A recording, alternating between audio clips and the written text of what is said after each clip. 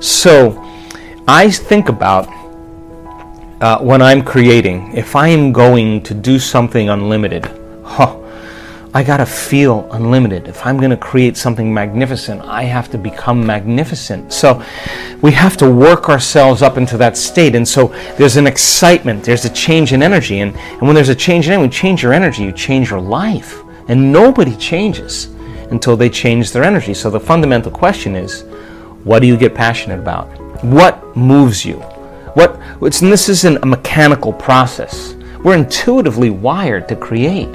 So when you and I are saying, okay, let's create a new app, or let's create a program for our German community, and we're sitting down and we're starting to talk about it, and we're getting all these great ideas, our energy's changing, we're getting excited, and that's the energy that's available to create with.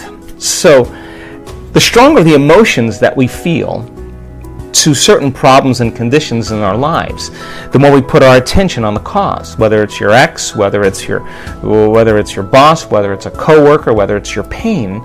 And basically, if you place your attention on those elements, you're giving your power away to that person or thing. So as you begin to overcome those emotions in the process of connecting, then as you overcome those emotions, you'll take your attention off those people or problems, and you'll begin to break the energetic bond with everyone and everything in your past, present reality. And now you're calling energy back to you. That's available energy for you to design a new destiny. So much people's creative energy is tied up in their pain. So then as they begin to take their attention off their pain, their body is starting to move closer to the present moment every day. And so don't be impatient. Every day is the mastery of self. If you overcome just a little bit of yourself every day, there will be a different feeling that warms your heart. That's where I want people to be. And those add up over time. And yes, there's difficult meditations. Absolutely, I have them all the time. But if you are willing to sit in the presence of that fire and be willing to face off with it and keep returning back to the present moment, every time you do that, every time you catch yourself thinking about another person or another thing and you become conscious and return back to the present moment and unfold back into possibility, that's victory. And that's what begins to take us into this sense of worthiness, this sense of respect for ourselves and everybody else. We begin to honor and love ourselves more because we're in the crucible, we're in the fire, but we're working.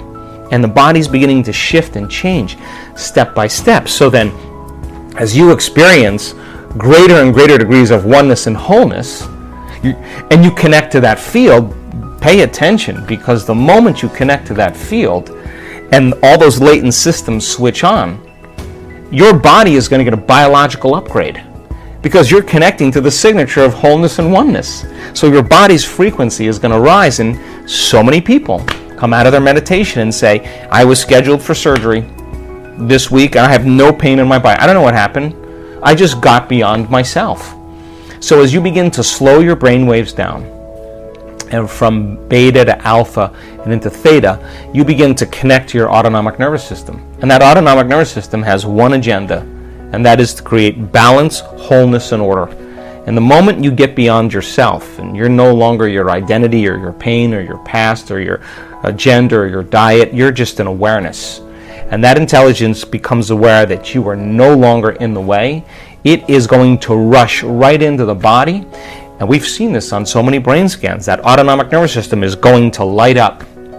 And now you are going to process a whole new stream of consciousness, and the body is going to get a biological upgrade from the field whose signature is wholeness. And disease is separation, pain is separation.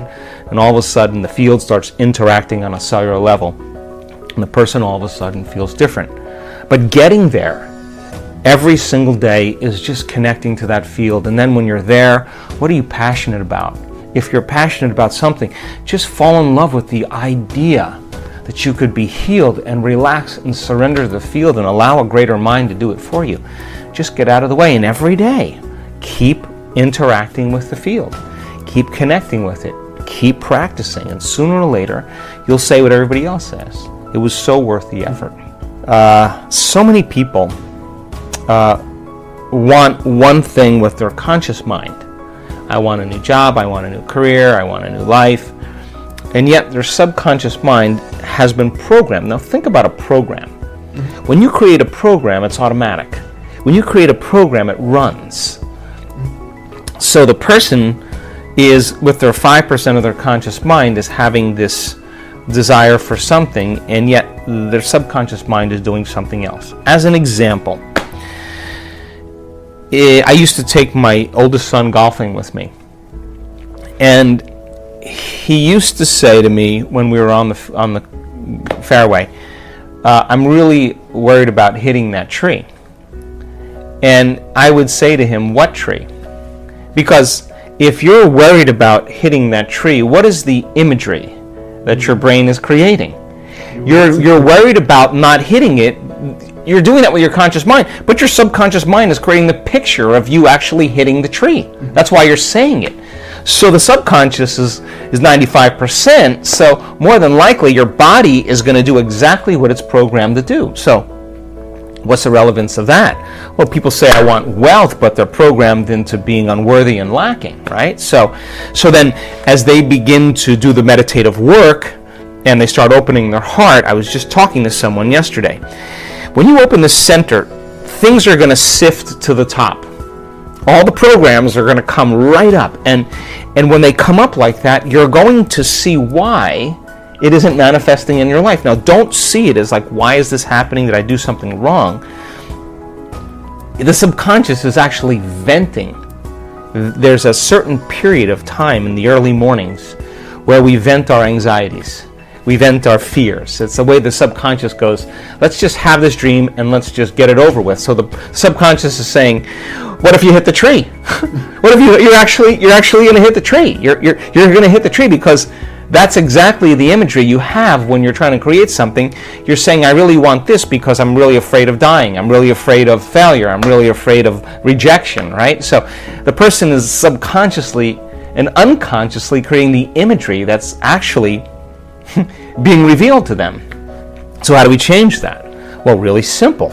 We got to start rehearsing like a new way. We got to start getting into those deep brainwave states, getting beyond the analytical mind, slowing our brainwaves down, getting into the operating system, and start reprogramming. Okay, so when this happens, these are the things I'm going to do. These are the things I'm going to do to create that, and start rehearsing those steps, priming and reprogramming the brain into a new outcome. So I have had that many years in my life, but I always have seen it as a strong sign, a strong symbol that I got something switched in my brain. I could say that people say I want to be healthy. Yeah, it's 5% of your conscious mind, but you set them at the dinner table and they're breaking all the rules of everything they said. So why does that happen? Because the program is running and they've lost their free will to a program. So now, that's important because your subconscious is talking to you. Now you got to get in there. You got to get in there and start rehearsing that you're going to step away from the table, that you're not going to eat after a certain hour, that you're going to make better choices and rehearse them and remember what you're going to do and what you're not going to do.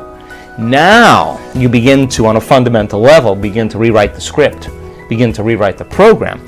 And over time, if you make one or two new choices and restrain some old choices, you'll tend to make more better choices after you make a few, because you'll start feeling the satisfaction of your efforts. So don't see it as like doing something wrong. It's just that the mind is polarized. And people will say that they want something, but the subconscious is saying, look, this is really what's happening. So get in there now. Now you have the information to begin to unlearn those subconscious programs and begin to rewrite some new ones. I mean, the body that has become the mind is so afraid to step into the unknown. Mm-hmm. Yeah. And it'll do everything it can to distract us. You get an itch, you get a pain, you get gas, you get a headache, you get nauseous. This is all the body going, no. The last time you stepped out into the unknown, it didn't go very well. You got betrayed. You got manipulated. You got taken. You felt a lot of pain. So it's just like, on my ranch, the stallions are in these big paddocks.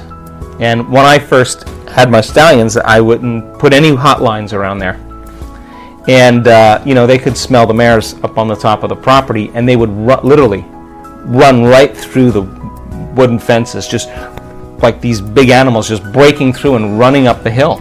Well, they're just, nature was calling, But you put a hot line on there, and they hit that hot line a few times, you can walk them right up to that hot line, and they will not go any further. That's conditioned. You notice a change in your internal state, you become awake and aware, and you pay attention to what caused it, and you narrow your focus on that line. Do it a few times, and you take a stallion, you try to move that stallion past that point, and they will not move. You can get 5 guys to push them, and they'll push them all backwards. They've been conditioned into the box, right? So that's what pain does for us, right? Like, oh, I don't want that to happen again.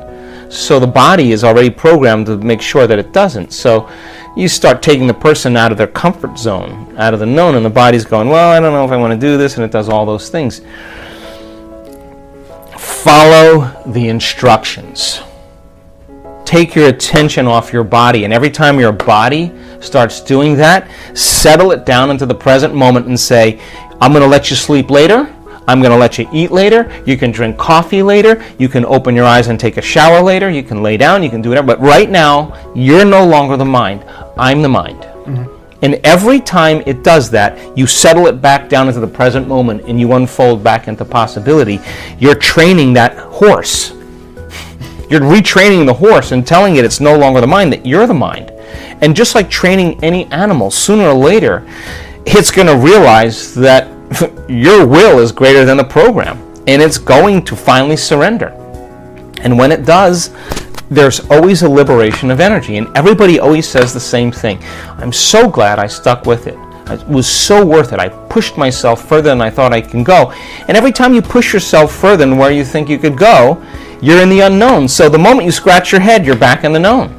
The moment you start yawning, your body's going, oh, I don't want to do this. But hey, listen, if you're going to have a date with the divine, and you're showing up yawning and scratching and disinterested, you don't even believe it exists. If you knew that divine was a loving intelligence, and that it is the very fabric of everything material, and that it's been present the whole entire time, and you got to meet it with the same energy, your mind has to match its mind. Your love for life has to match its love for life. Your will has to match its will. And when you do, and you eclipse with that intelligence, you won't be yawning. You won't be itching. You will be stunned by its magnificence. And when we're unhappy, we walk a certain way. And when we're feeling sorry for ourselves, our posture changes, and our body changes, and our chemistry changes. And so the moment somebody starts taking on a new energy, and they practice that for 2 weeks, they're going to walk from their car to their office. They're going to be walking as their future self, and their body's going to have to catch up sooner or later. And when it does, all of a sudden they'll say what a lot of people say, I know I'm healed. I know it. How do you know? I just know. I'll do the test, but I already know I'm healed. We see that all the time. And now it's time for our daily Complete the Quote challenge. If you're new to this, your job is to complete the inspiring quote we choose for you and write the correct answer in comments below the video. If you can give us the right answer first, you're the winner of this daily challenge. So far you are very successful, most of you knew the right answers. In the previous video we had a quote that belongs to Dr. Joe Dispenza. We were looking for 2 words. The quote goes like this. You have to feel empowered for your success to show up. You have to feel abundant for your wealth to find you. You have to feel gratitude to create the life that... And the correct answer was you want. So you have to feel empowered for your success to show up. You have to feel abundant for your wealth to find you. You have to feel gratitude to create the life that you want. Congratulations to everyone with the correct answer, and to everyone who tried but didn't guess the answer. Today we also have the quote from Dr. Joe Dispenza. The quote goes like this. Where you place your attention is where you place. So we are missing for 2 words. If you know the correct answer, write it down in the comment section. Even if you are not sure what the correct answer is, try and guess. and find out the right answer in the next video. If you like this video and our challenge, give your thumbs up and share this video with your friends. Spread the word and help me make it more popular. And don't forget to subscribe and hit that bell button. By doing that, you'll get noted when my new video and new challenge is out. If you really like what we do here and want to support us, you can join our channel and our community for a symbolic fee and gain many other additional features. You can do that by clicking the join button next to the subscribe button, or you can click on the link in the description of this video. Stay good and have a great day!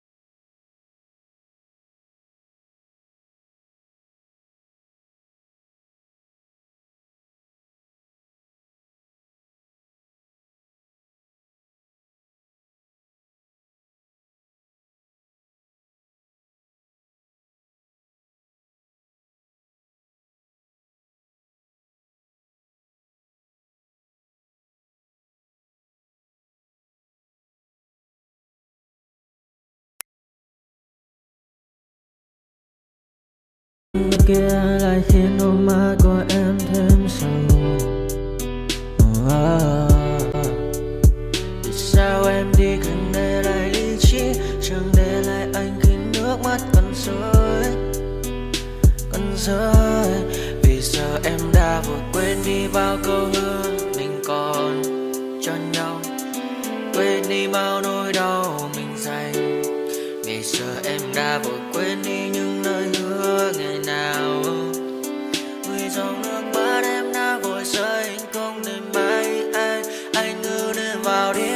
rồi.